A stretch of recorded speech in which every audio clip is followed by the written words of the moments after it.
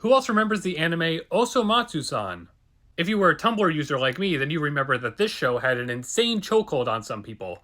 But at a point, there was like one specific episode that made it become much more obscure. So this series is about a group of brothers who are all total losers and they just get caught up in all sorts of undescribably insane anime scenarios. The main crux being that each of them is their own type of otaku and they're all really, really pathetic but so badly want to be cool dudes. The series is a very absurd adult comedy, but it's also a sequel to an old 60s anime. So the whole thing's kind of a meta joke about how those iconic characters from that older show that was, mainly a family show, grew up to be total pathetic losers that are obsessed with all sorts of raunchy stuff. And I totally find that idea hilarious and very original, and so did a lot of other people. When the series came out in 2015, it was a big hit on Tumblr. As you can expect, part of the fame came from people thinking very, very hard about the characters and latching on to certain ones that they really, really liked. Because as absurd as the show is, there were a good handful of moments that are really relatable to anybody who's a sort of socially inept nerd. There are also a handful of pretty shocking moments where there was actually a good amount of emotion and character development.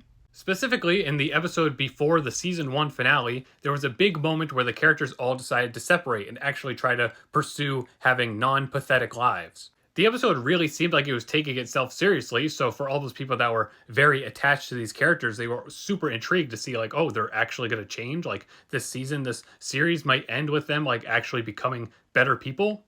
It was really dramatic and enticing. It seemed like there was going to be a really cool season finale to wrap up all this emotional stuff. But the actual season finale ended up just being an insane baseball episode.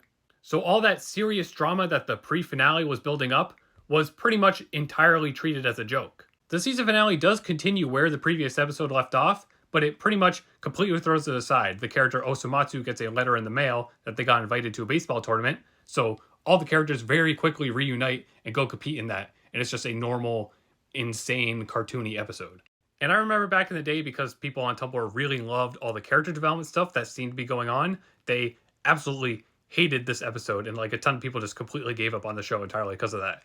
I think it took another year or two for another season to even come out, but when it did, the hype that it had with season 1 was like completely gone. The actual quality of the show never diminished, but over time the fandom just became super small because I just remember tons of people having such a negative reaction to that sort of subversion in the season finale there.